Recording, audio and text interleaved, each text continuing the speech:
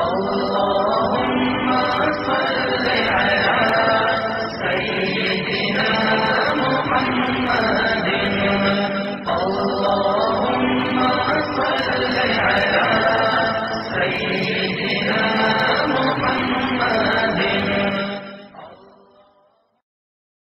بیل لے لیا، 20 لاکھ کا بیل لے لیا.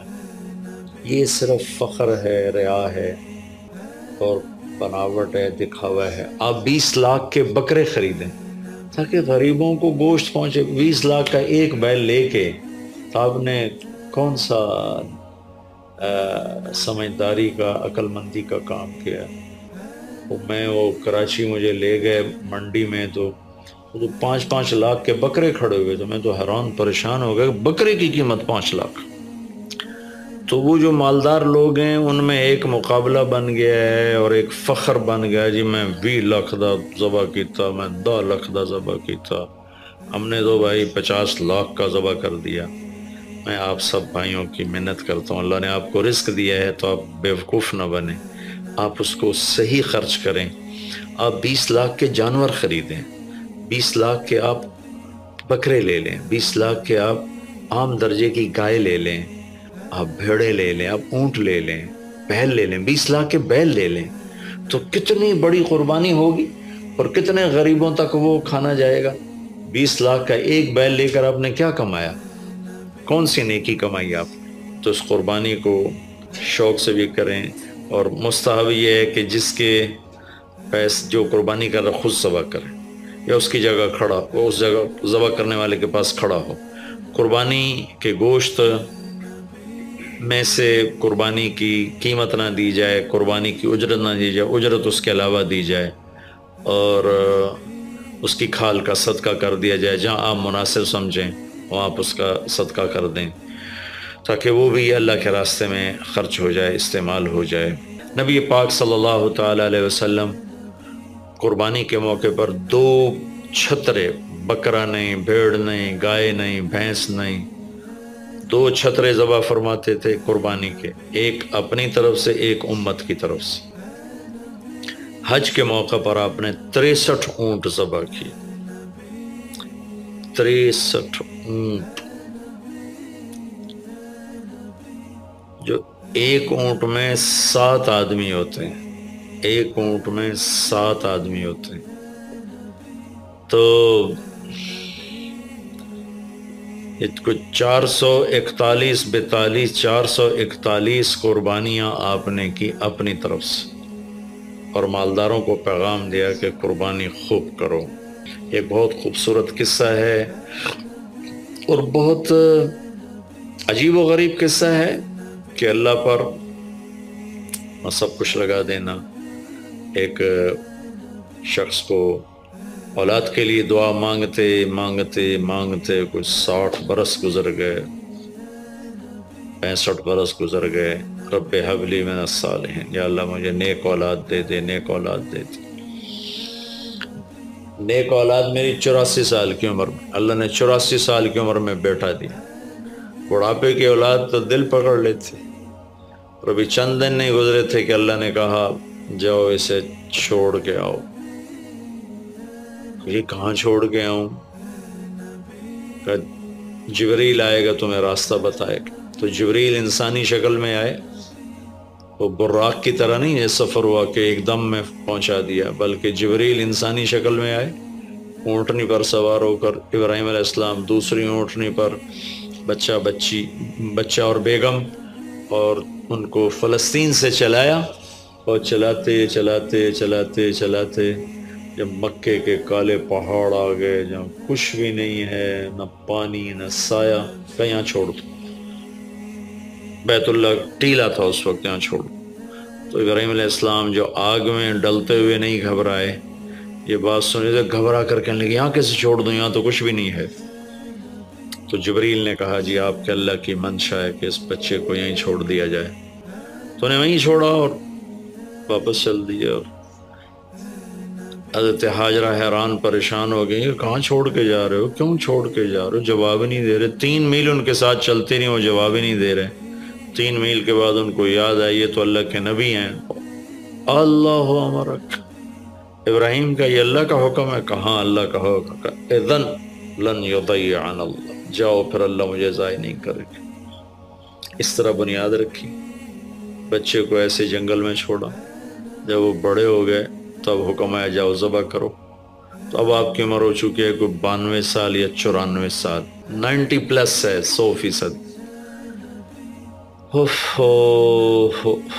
فلسطین سے چلے مکہ جا رہے ہیں، کیا کرنے جا رہے ہیں؟ بچہ ذبح کرنے جا رہے ہیں، کوئی مرغی اور بکرا ذبح کرنے نہیں جا رہے ہیں۔ پھر ان کو تیار کرا کے مینا کی وادی میں لا کر کہنے لگے بیٹا اللہ کا حکم ہے تمہیں ذبح کر دو۔ تو بیٹے نے کہا یا ابت افعل، تو آپ کر دیں جو کرنا ہے۔ ابراہیم علیہ السلام کہنے لگے تو یہ خبر بھی ہے میں کیا کہہ رہا ہوں؟ کہا جی مجھے پتہ ہے، آپ کہہ رہے ہیں مجھے ذبح ہونا ہے، تو آپ کے بدلے میں مجھے اللہ ملے گا، وہ آپ سے بہتر ہے، اور دنیا کے بدلے میں جنت ملے گی، وہ دنیا سے بہتر ہے۔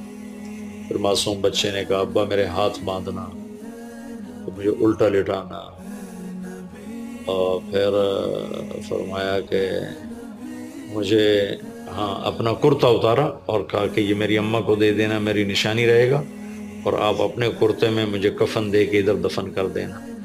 تو ان کے ہاتھ باندھے، پاؤں باندھے، الٹا لٹایا، اپنا گھٹنا رکھا ان کی کمر پر، ان کے سر کے بال اٹھائے اور تھوڑا سا اوپر کر کے نیچے چھری چلانے کے لیے، ایک ہاتھ میں بال تھے ایک ہاتھ میں چھری تھی، اور یوں آسمان کو دیکھا کہ اللہ تو مجھ سے ناراض ہو گیا ہے کہ اسماعیل کی محبت نے میرے دل میں جگہ پکڑ لی ہے۔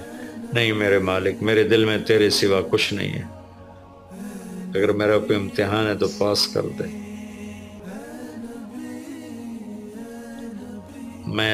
میرے دل میں تیرے سوا کچھ نہیں ہے، اور اگر تو مجھ سے ناراض ہے تو اپنی ناراضگی دور کر دو، چھری چلا دو۔ تو میرے مالک نے اسماعیل کو نکال کر چھترے کو ڈال دیا، چھترا، اور آنکھ کھلی تو آنکھوں پر پٹی تھی، کھولی تو آگے چھترا ذبح تھا۔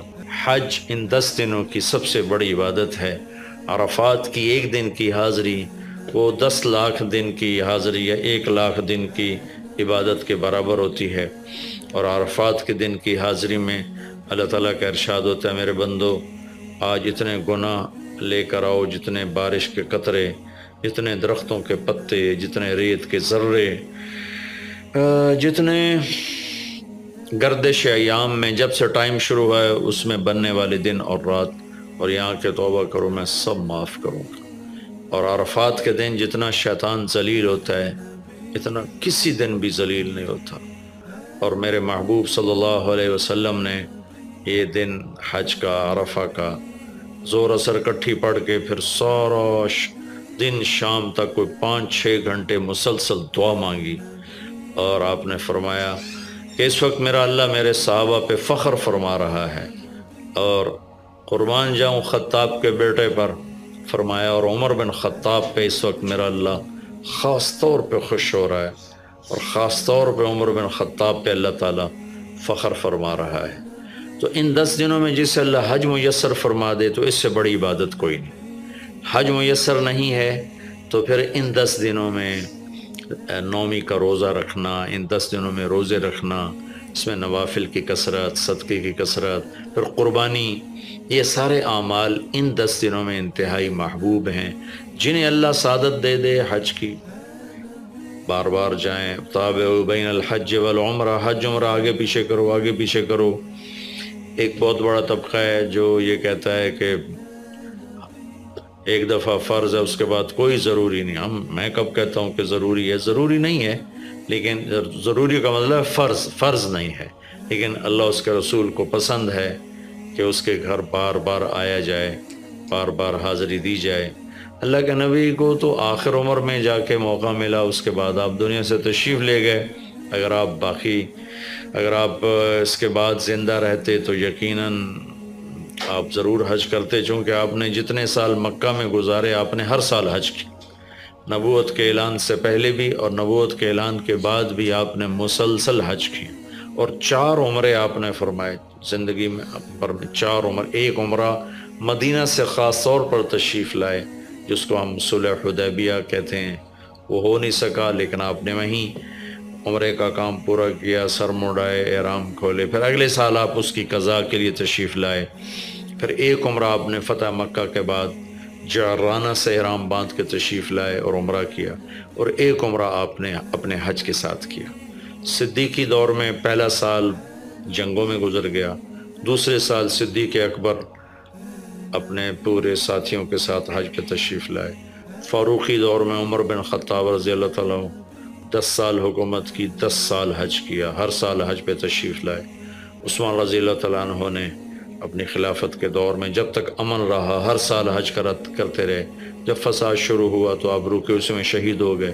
علی رضی اللہ تعالیٰ عنہ کو موقع نہیں ملا، جنگوں میں زندگی گزر گئی، اور اسی میں آپ اللہ پاک کی بارگاہ میں پہنچ گئے۔ تو لیکن باقی 3 ساتھیوں کی خلافت کے دور میں آپ نے بکثرت حج اور عمرے کیے۔ تو دین کے کسی عمل کو یوں کہہ کر ہلکا نہیں بنانا چاہیے کہ اس کی کیا ضرورت ہے، اتنا پیسہ خرچ کرتے ہیں، اس کی کیا ضرورت ہے، کسی غریب کو دے دیا جائے۔ یہ اس طرح تقابل نہیں کرنا چاہیے کہ اللہ کے گھر کی حاضری کو اتنا ہلکا نہیں سمجھنا چاہیے۔